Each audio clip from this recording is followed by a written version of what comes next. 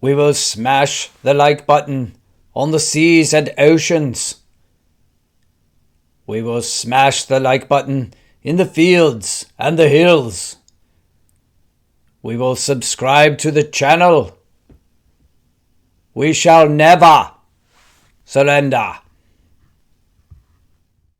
So let's go back. Let's go back to Smell. Churchill. Oh, Churchill. He's and Rick's kind of glosses over this.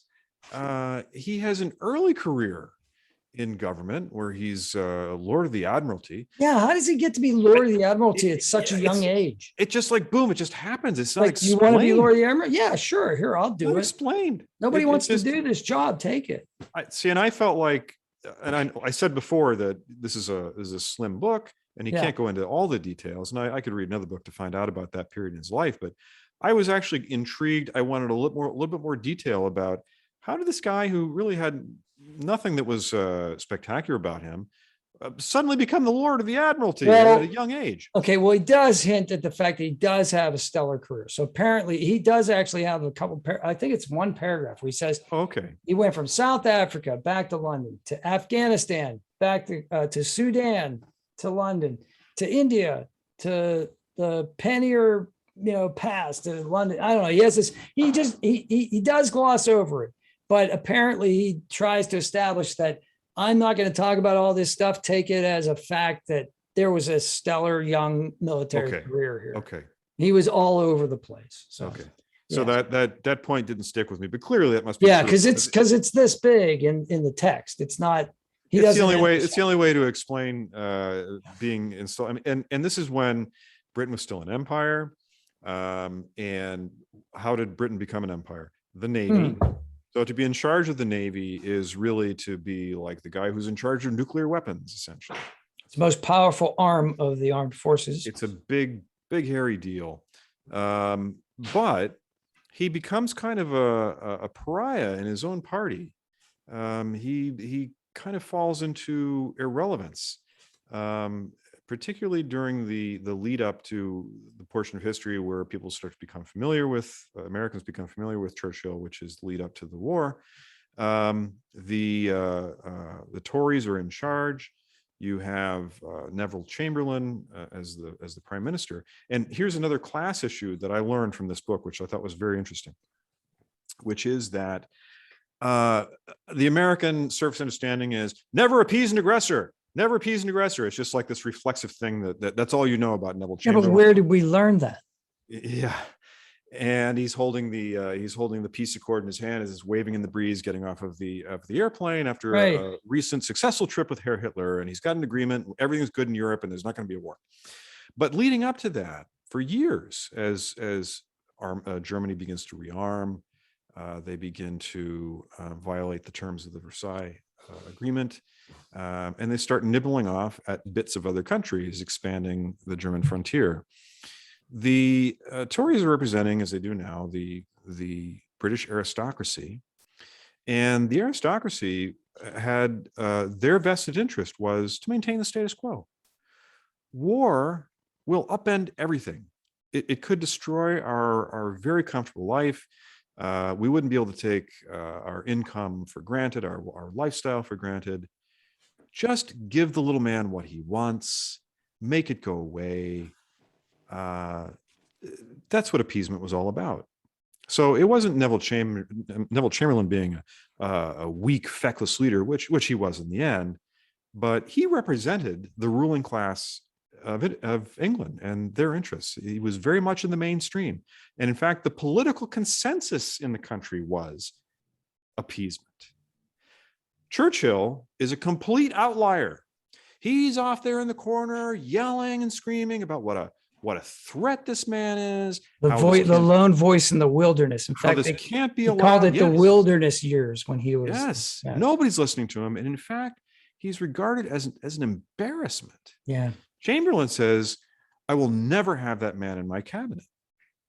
So he maintains a position as a member of parliament, but he's really not near the reins of power. He's not close to 10 Downing Street. And he's like a sand in the shoe, a rock in the shoe is an irritant for people in his party. They wish he would just shut up. So that was very interesting to me. I was amazed at how many pro-German sympathizers, terrible word, I guess, not the right word. But how many of the ruling aristocracy in England that were pro-German in the 30s? I was surprised. Well, and then of course there's Edward the Seventh, is it? Mm-hmm. The one who abdicated for love for Mrs. Simpson. Mm-hmm. I only learned in the past couple of years that he was, or the Germans were making overtures to him that, hey, look, you know, if we overthrow the English government, we'd be happy to install you as king, and you could have your queen as the divorcee. It would be no big deal to us, and you could be king again. He was down with that, and so was she. And they visited Germany on many occasions. I only recently saw the photographs of them meeting with German high officials. Wow. And it was something that the royals worked very hard to suppress that information. I'll bet.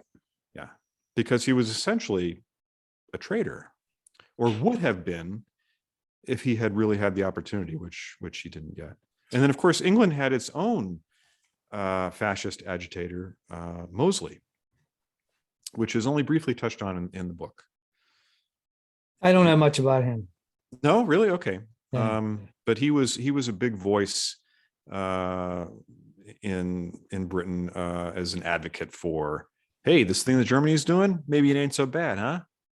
So Orwell had something to say about this. He had a quote that Rix pulls out. It says, whether the British ruling class are wicked or merely stupid is one of the most difficult questions of our time. Right. And I think my response to you when you mentioned that quote, or reminded me of that quote, was the classic Monty Python sketch, the twit of the year. Yeah, the twits, right? Yeah. And of course, that's the big stereotype of the British aristocracy. Right. Inbred, not very bright, just have a lot of money, but really not deserving in any way to be running society. So let's put this in perspective, okay? Before we dismiss the British aristocracy out of hand, I mean, obviously history has borne them wrong, but there was a logic to what they were trying to accomplish with what limited means they had. And well, not only that, but we're talking about it with full knowledge of what was to come. Yeah, we are, and I'm trying to place myself in 1938, 37. 39, somewhere around there, before all the horrors, all of the nastiness, all of the things that come out later. So none of this, can be, I don't want any of this to be misinterpreted. But having said that, you're England, you don't really have a standing army. I mean, you have a navy, which is wonderful for defense, right? It's not really great for offense. That's nothing against Germany. Yeah. You're not going to attack Germany with your navy. Well, you can blockade them. Not when modern warfare is all about aerial warfare. Right. So also your dynasty, the Hanoverian dynasty, has deep blood ties to geographical places and nation states that don't exist any longer, but are now part of Germany. There's, you just fought a war of, a decade and a half before this. I think that's a big factor too. I think that's of your generation, you're not even recovered from that. There were so many killed at the Battle of Somme. There were so many that died in the trenches, of cholera and other terrible illnesses. The horror of that.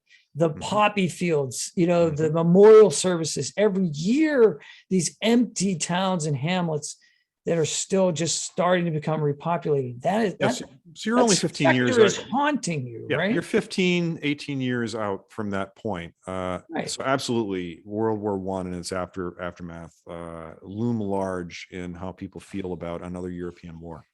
So not only that, but there are, in this, have you ever watched Lawrence of Arabia, right? The Sykes, I forget the other guy's name. The Sykes-Picot Treaty, where they just basically they arbitrarily drew lines in the desert to make nation states of the former Ottoman Empire, right? So you've got like, oh, Saudi Arabia, we'll give that to Faisal, and we'll make the French, you guys can have this protectorate, we'll call it Syria, and the British, you can call it Palestine, and that'll be your sphere of influence, and well, on and on and on, right? And basically there were just guys with a map with no idea who lived there, really, you know, who was a Hashemite and who was. Have you ever read 1918?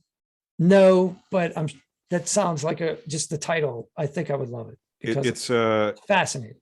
It's a tome, but it got all this attention when it came out, I don't know, 15 years ago. Yeah. So I gave it a crack. I did finish it. It's tough going in some parts because it gets into the extraordinary details of how Lloyd George and Woodrow Wilson, and help me with the French guy, Clemenceau, how they basically made these decisions and how they would separate ethnic groups, right, cut them apart, right, which of course set up the web of grievance that haunts us to this very day. So you got to my point. My point was that they did this in the desert. They did this in Eastern and Central Europe as well. So that's right. If you drew an arbitrary line 15 years ago and said, this is Czechoslovakia now, which had never existed before. Never.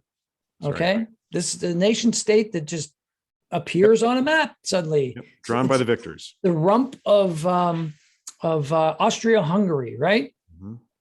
And Austria-Hungary loses, so Austria becomes a very small state, you know, and we'll make Hungary a small state, and then we'll make this big state, which is a conglomeration of the Czechs and the Slovaks. And there are some Sudeten Germans in there as well, because Germany lost. And you know what I mean? So all these things were done with this kind of like, I mean, yes, they were done in earnest at the time, but they were also done rather arbitrarily. So for an English politician who honestly, we don't want to get our hands dirty in the continental affairs. That's beneath us, and we don't really want to be bothered with it, but we also don't want to get sucked into a war here. So if you want us to change the border, we'll change the border, you know? Like, what Correct. Is it to us, right? Right. And I think what you're saying is a very good point. It can't be just what I said earlier, that the aristocracy wants to maintain status quo. The complete picture includes everything that you just said. Nobody in England, for sure. Nobody wants another war. And it's on the continent, as you say. And that if Germany wants to have the Sudetenland, who cares? Well, that's the thing, and at this point, you know, Germany is giving the other powers.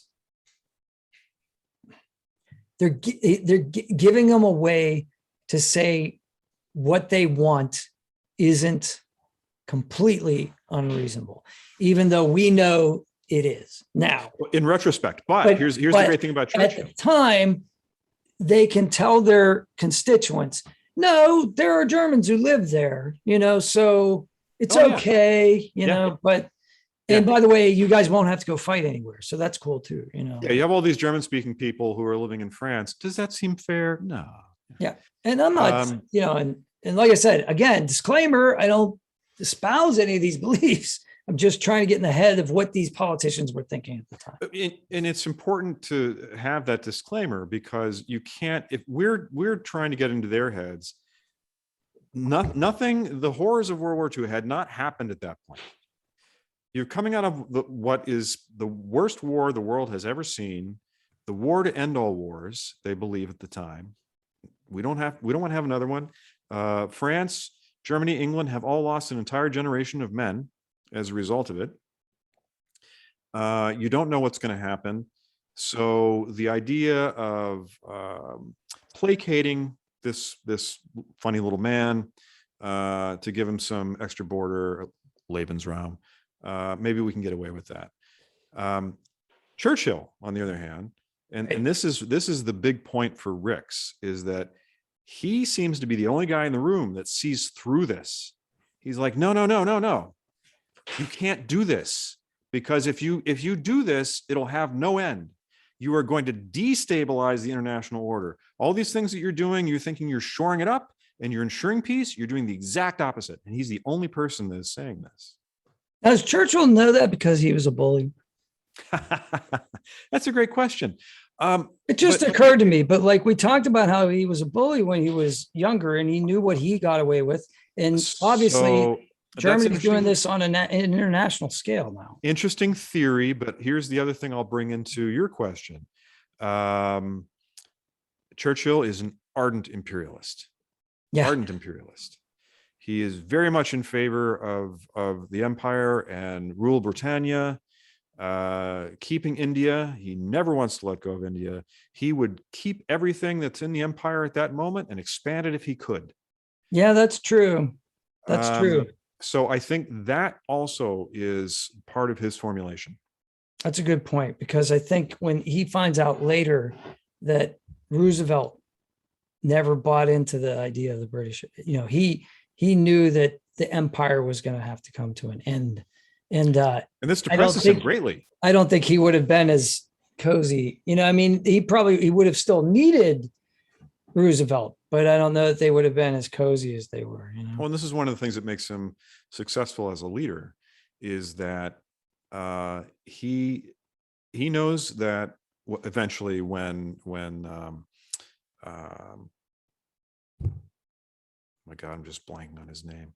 Chamberlain. When Chamberlain is deposed, when Hitler violates the agreement, expands further, he knows it's over. His political career is at an end. He resigns, and the Tories call for, there's no election, and this is how parliamentary government works in Britain.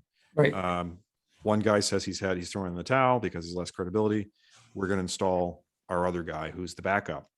And all those years of crying in the wilderness, his party all realized he's the man for this moment. He's the only one that saw it. He's the only one that seems to have the strength, the fire in the belly, as he would say. He really wants to take this situation head on. We couldn't stand him for years.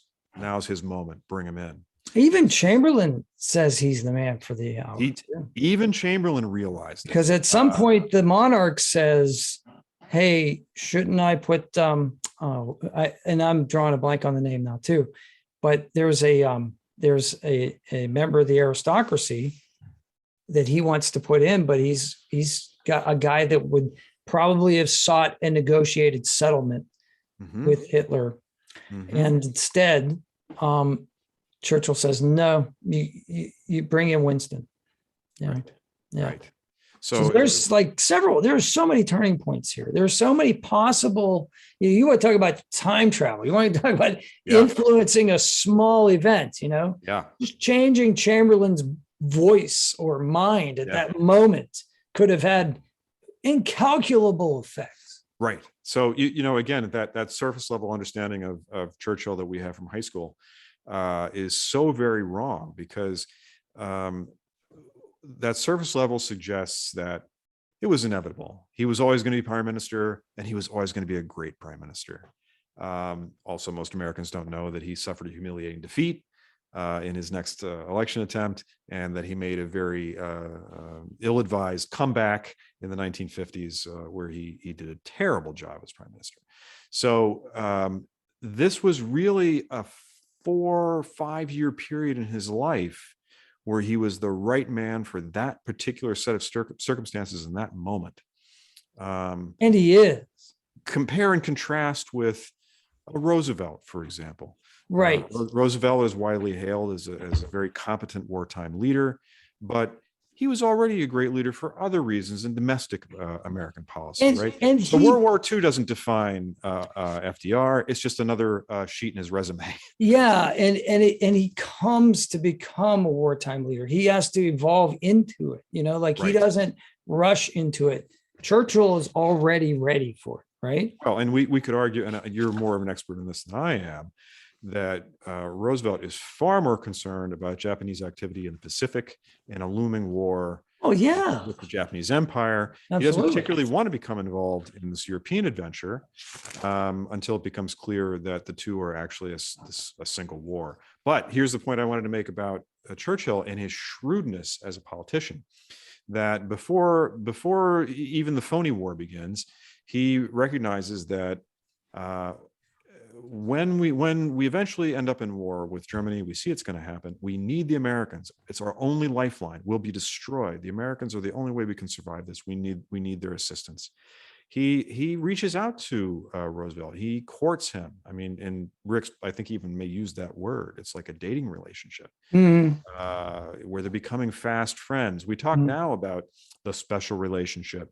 There was no particular special relationship at that time at all. In fact, there was a large segment of antipathy, especially the English aristocracy was anti-American, yes. But also in the middle class and lower class, there was anti-Americanism as well. I was interested to read that because I assumed there was no particular feeling one way or the other.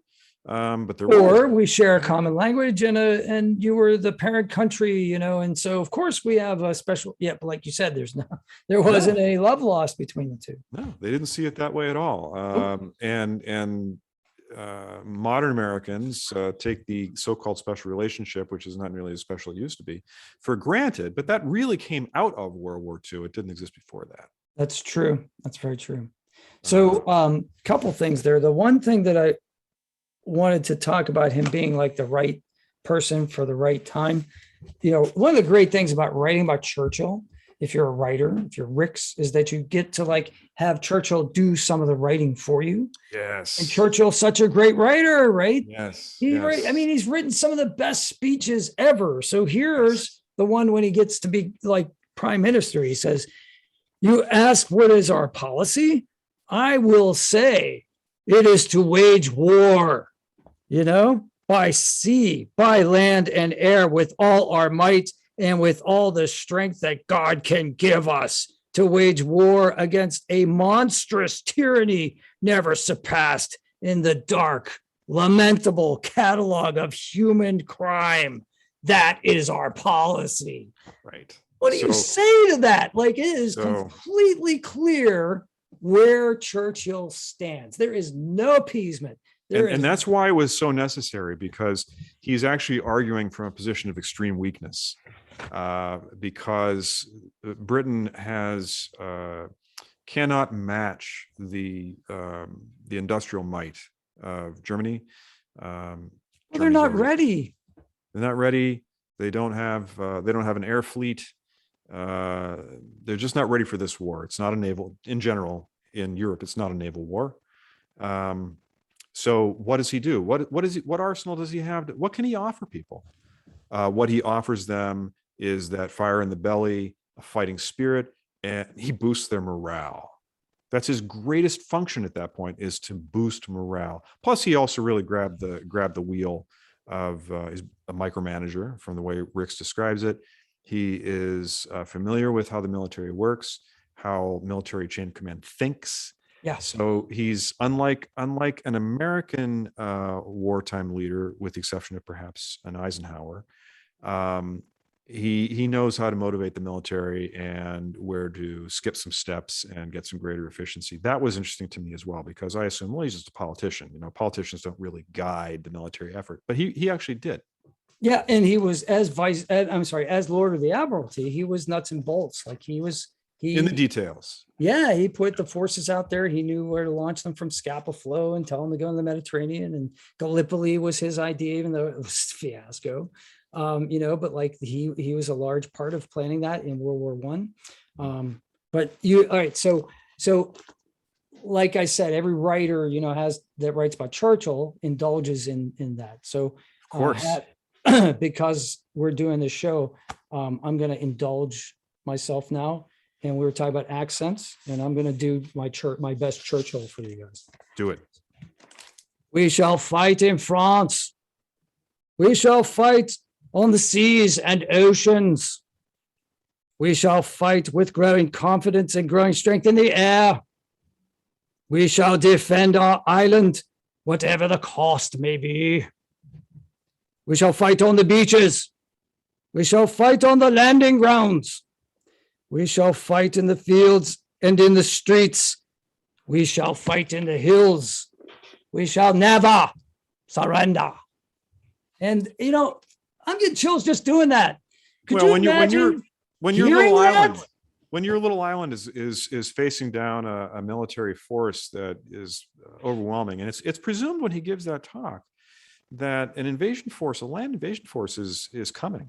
Well, at that British point, all throughout the France is country still getting in ready contention. But yes, I think you're right, and it's you know, it gets even worse. And then he gives the speech about, you know, never in the field of human conflict has so much been owed to by so many to so after few. the Battle of Britain, right? And and there's a pilot quoted in here who says, I never really thought of it that way until he said that, you know, but then we were like, yeah, we're the front line of defense. All right. You know, right. And you brought up the point about the pilots. I did. And this was another class issue that this one really caught me off guard. I had no idea that in the United States, the military is generally regarded to be classless, that it's kind of an equalizer, puts people on an even field. In America, we pretend we don't have a class structure, even though we really do. It's an unspoken class structure, whereas the one in England is much more rigid and out in the open. But apparently, in Britain, particularly at that time, the different branches of the military had class associated with them. So if you were the upper crust, you were with the army, which shocked me because I thought, well, wouldn't the upper crust be the Navy? But that's no. what I would have thought. And the Royal Air Force was bottom of the rung, bottom of the barrel, bottom of the ladder, which runs contrary to what you would expect. You would think that pilots, swashbucklers, requires a high degree of intelligence, usually college education. But no, the exact opposite. And for the aristocracy to regard the Royal Air Force pilots as like, oh, you know, they're kind of like the poor slobs. That really surprised me. You would never expect that in the U.S. But class extends apparently to at that time extended to every aspect of British life. Well, not only that, but you were telling me about, like, if you were upper crust, you got your own plane. Like you got yes. you got the same horse, you know, like you didn't just get any old horse, you got your horse, you know. Right. So if you're just George Blow, because George is the most common name in England, I'm given to understand, you took whatever plane was available that day. Which surprises me again, because, you know, we're used to seeing American dramas where the pilot's name is already written on the cockpit, right? You know, well, this is Pappy Boyington's plane. You know, nobody else flies this plane. And there's a nickname, you know. There's a nickname, and there's a shark, tiger mouth on the front, and all the rest of it. But apparently in the RAF, no, it was like, well, there's a Spitfire over there. Go see if it flies today. You know, and that's the one you get. Whereas if you knew people, you were more upper crust, then maybe you did have your name stitched into the, you know, or written on the window, and you got that same plane every day. Just this morning, I was taking my morning walk, and there was a tow truck at the light, and there's a video. I have to remember to link the video now. I did a little 15 second short, and on the passenger side of the truck was written right by the passenger window, Sheila. And I'm like, oh, you know. So I walked over, and of course there's two guys in the tow truck, and I'm like, oh, which one is your Sheila? Hi, Sheila. So I'm like, yeah, that's not the name I would have picked for you. But I just thought that was funny. But the pilot's name on the cowling. So, I don't know. Is that real? Is that a world? I mean, did that happen in World War II in the United States? Did you fly your Mustang, I think so. your P-51 Mustang, and that was the one you flew? I think that's always, no, I've never served in the military, but I've seen so many military aircraft that have the name of the pilot written on the side that I have to assume that you always get the same plane. I mean, it's like, who was it gonna? Hey, man, Maverick and Goose had their names on it. So this is this is the nascent, you know, days of of military aviation. And obviously it was World War One, but you know, they're scrambling to make a defense, right? The Yes. RAF is ragtag. It's like, Yes. you know, they do have a technological advantage. They do have rudimentary radar, which They do. puzzles the heck out of the Germans. They're like, how are they getting us from behind? The one pilot says, you know, I forget, I think they actually name him in the book. And, you know, he's like, how did they get behind us so fast? You know? Well, they have Rick's recounts that they had a very disciplined communication system to take feedback from a radar station, put it through to a central command station, and get that information back to the pilots who were in the air. The total lag time between what was actually happening in the air and the feedback the pilots would get was 5 minutes. Wow. So given this is all verbal relay over radio, Astounding. it's an amazing achievement. And we take these things for granted now, but the amount of sweat and work and coordination required from all those people to achieve that short of a gap is very impressive. Yeah, no doubt about it. No doubt. And a big part of how they managed to stave off a German onslaught, also the fact that Germans appeared to be very indiscriminate about what they bombed. They did not, Rix makes the point that they did not have a very organized air campaign. And he attributes that to the fact that Goering considered himself quite the dashing pilot, because I think he had pilot service in World War One. Oh, he did. But of course he was like most officials in fascist or authoritarian regimes, you hire cronies, and some of the least competent people are the people who bubble to the top. Well,